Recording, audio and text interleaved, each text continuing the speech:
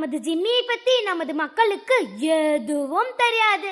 நமது ஜிம்மியை பற்றி நமது அறிவாளி மக்களுக்கு எடுத்து சொன்னால் அதையும் ஆர்வமுடன் விளையாடுவார்கள்.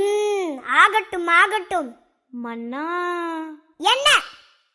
எனக்கும் இந்த ஜிம்மியை பத்தி சிறிது சந்தேகம் மன்னா. நீ மங்கனிதானே? சொல்கிறேன் கேளும்.